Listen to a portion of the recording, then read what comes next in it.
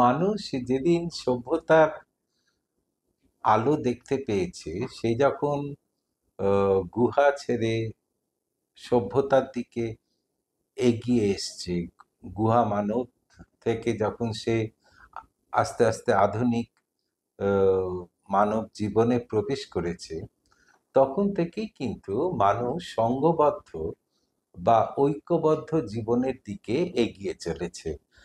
এবং এই ঐক্যবদ্ধ বা সংঘবদ্ধ জীবন তৈরি করার ভেতর দিয়ে কিন্তু আস্তে আস্তে পরিবার এবং সমাজের তৈরি হয়েছে। এই পরিবার বা সমাজ তৈরি হতে গেলে মানুষের ভেতরে সম্পর্ক আসতে শুরু করেছে, এবং এই সম্পর্কটা অনেক রকম। পরিবারের ভেতরে বাবা মা ভাই বোনের ভেতরে সম্পর্ক, অপরিচিত যারা তাদের সাথে মেলামেশা করে বন্ধুত্বের সম্পর্ক তৈরি হতে পারে। পারিবারিক জীবনে বা কর্মজীবনেও আমরা বিভিন্ন রকম সম্পর্কে আস্তে আস্তে জড়িয়ে পড়ি, এবং এই সম্পর্কের ভেতরে সব থেকে বড় যে জিনিসটা থাকে, এটা গড়ে ওঠে, সম্পর্ক তখনই গড়ে ওঠে যখন পরস্পরের প্রতি একটা প্রয়োজনীয়তা অনুভব করা যায়, এবং এই সম্পর্কের মূল ভিত্তি যেটা থাকে সেটা কিন্তু হলো বিশ্বাস এবং পরস্পরের প্রতি ভালোবাসা, অনুরাগ।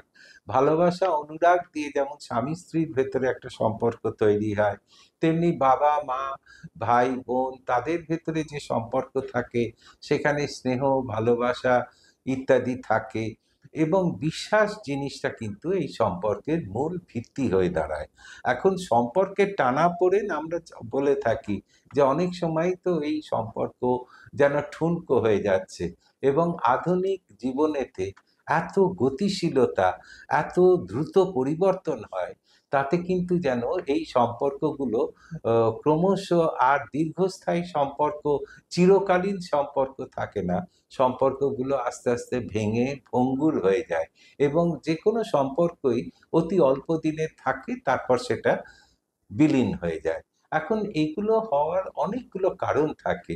প্রথম হলো, যদি বিশ্বাসের অভাব হয় এবং পরস্পরের প্রতি যদি শ্রদ্ধা ভালোবাসা ইত্যাদি না থাকে, তাহলে দীর্ঘস্থায়ী সম্পর্ক যেগুলো, যেমন বাবা মায়ের সাথে ছেলে মেয়ের সম্পর্ক, বা বিবাহিত জীবনে স্বামী স্ত্রীর সম্পর্ক, এমনকি অনেক বন্ধুত্বের সম্পর্কও কিন্তু দীর্ঘস্থায়ী হয়। কিন্তু দুর্ভাগ্যবশত কোনো একটা ঘটনা, কোনো একটা ভুল বোঝাবুঝি, এগুলো কিন্তু সম্পর্ককে নষ্ট করে দিতে শুরু করে।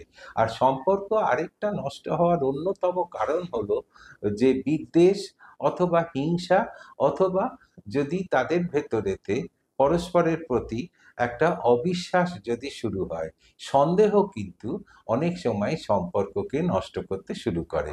এবং এই সন্দেহ যে সবসময় আহ স্বাভাবিক দৈনন্দিন জীবনের যে সন্দেহ থাকে তা নয়। অনেক সময় অসুস্থতাজনিত কারণে যদি কেউ প্যারানয়েড হয়, অর্থাৎ সন্দেহবাতিক বা সন্দেহপ্রবণ হয়, যেমন সিজোফ্রেনিয়া ইত্যাদি অসুস্থতার ক্ষেত্রে সন্দেহটা একটা মারাত্মক জায়গাতে পৌঁছে যায়।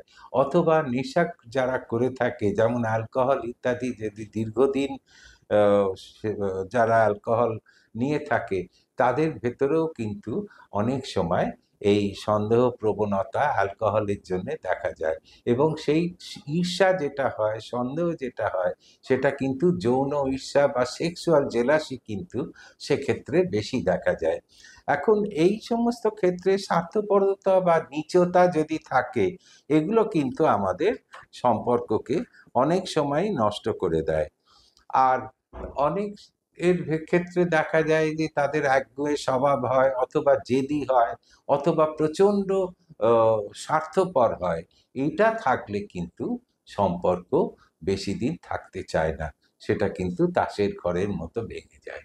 অস্ক্লেপিয়া হেলথে রয়েছেন নানা ক্ষেত্রের বিশেষজ্ঞ ডাক্তার, যারা আপনার সমস্ত চিকিৎসা ঘটিত সমস্যার সমাধান করে দেবেন অনলাইন। মাত্র কয়েকটি ক্লিকে বুক করে ফেলুন ডাক্তারের অ্যাপয়েন্টমেন্ট। ডাউনলোড করুন অস্ক্লেপিয়া হেলথ। ভালো থেকো।